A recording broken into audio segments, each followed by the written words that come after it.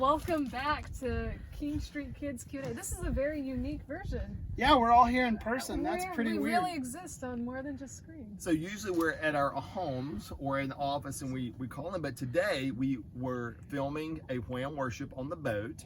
And we took advantage of the day to be out here together.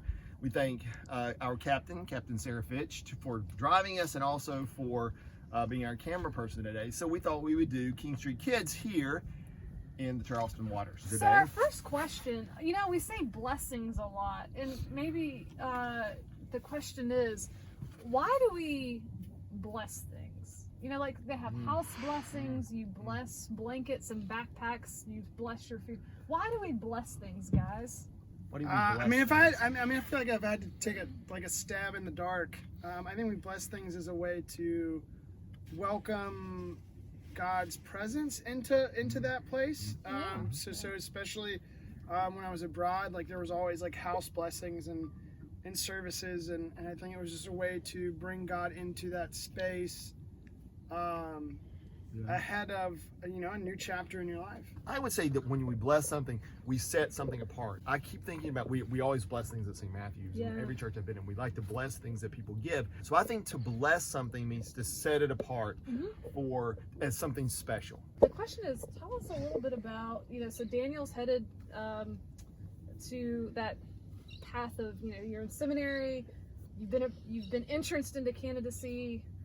Which we should say, I'm sorry to interrupt, Pastor, yeah. Which we should say, we haven't really made such a big deal about it, but Daniel has been accepted into the candidacy process. So the path to becoming pastor. Exactly. So you're on the candidacy process, we're ordained. What is it like, or tell us about your call story. How do you know you were called to ministry? Man, that's a long one. It started in high school. Like I knew I wanted outdoor ministry. Outdoor ministry to me was always a way to combine a love and passion for the outdoors with the faith and kind of serving others in a way that offered people that wouldn't necessarily have. Like I had so many youth that would never have been able to do the whitewater, the backpacking, or any of these like outdoor adventure sports that camps offer, because just the cost to get into it's so expensive. So it was a way to share that passion and my passion for nature and creation and blend that in with faith.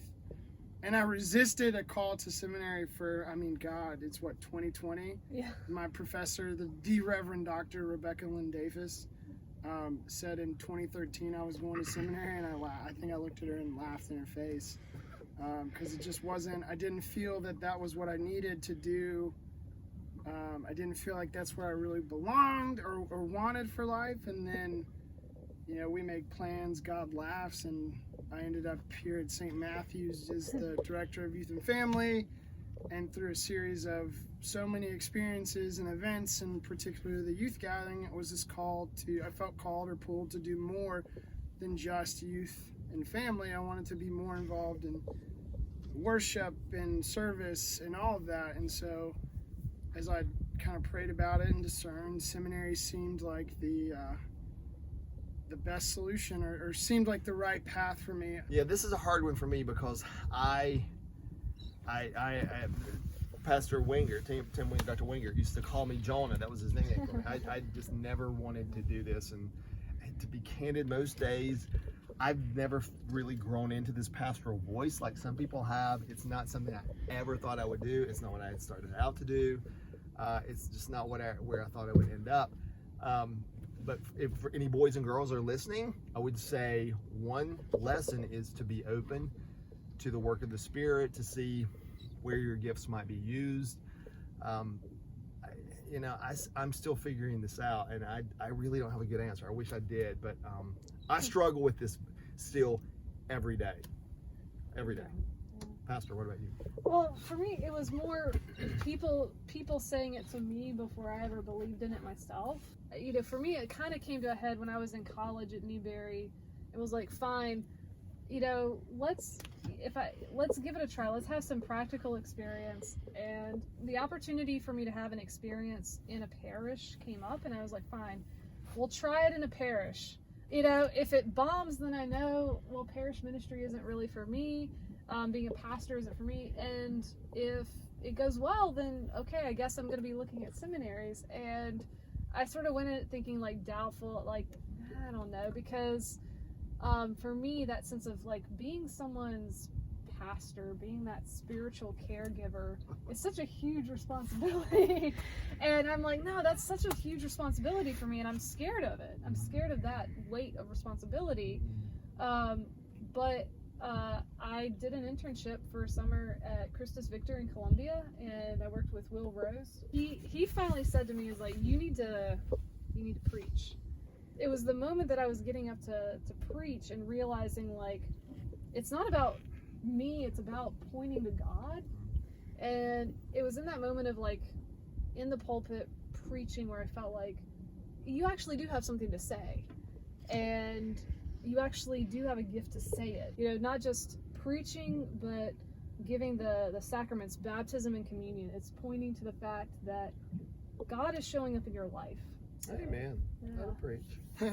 So much for brevity. Sorry, That's y'all. good. Then this brings up a more humorous question. Take it how you want, but where do pastors come from? Where do pastors come?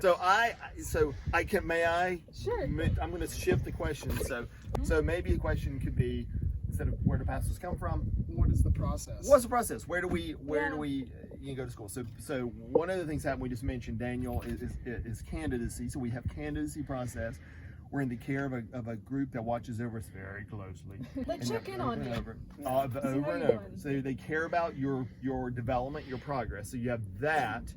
Mine was very different. So mine probably isn't the best way to go. Pastor, yours was probably more conventional. I went to a Lutheran school. I went to seminary in Philadelphia for 3 years of coursework and 1 year of internship. And so my experience was a combination. I had to go to class. I had to go to classes on preaching, church history, theology, language.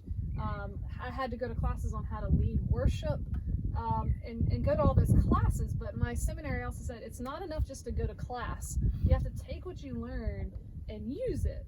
And so I also had field education. I went to, while I was in school, I also worked at a church, and I was under a supervising pastor who sort of watched my progress and was able to provide feedback and help me grow as a leader in the church. And then I had a solid year where I had no classes. All I did was just internship. All I did was work in a church, and there was a pastor there to help guide me and help me learn and grow further and take the experiences I was having. It takes a long time. Yeah. So I went to Lenoir for undergraduate, majored in business administration and English. I had a double major, and I became very interested in college administration. I was really interested in the work of Lutheran colleges. So I thought that's what I would do, but I wanted to learn more. So I went to Divinity School, not a Lutheran seminary, but I'm very Lutheran. So I went to Wake Forest Divinity School. I did the coursework there. I did the field education you did, which was very influential at Mount Olive and Hickory and other places along the way. Then affiliated because I had to do a Lutheran year. So I finished a Master of Divinity. So I went to Philadelphia, your school, picked up a second master's there. That was Master's of Sacred Theology with Lutheran Studies. And then internship. I did an internship in Stamford, Connecticut at St. John's, just outside of New York City in Stamford, Connecticut.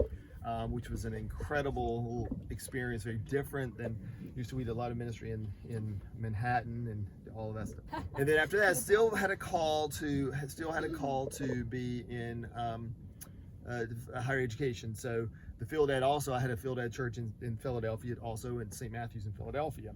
Anyway, went to University of Virginia, UVA, picked up a PhD there, and along the way did some supply pastoring at different churches.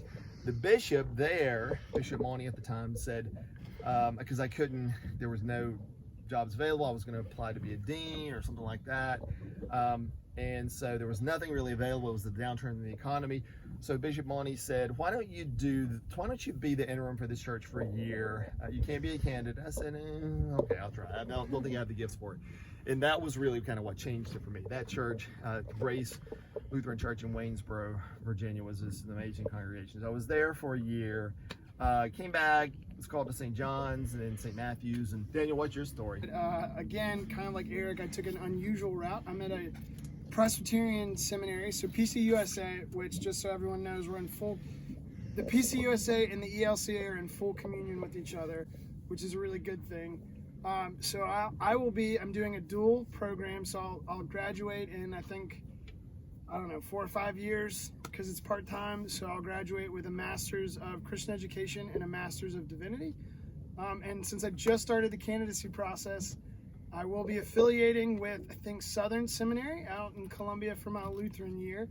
And I don't really know what the rest of it looks like quite yet, but that's where we're at.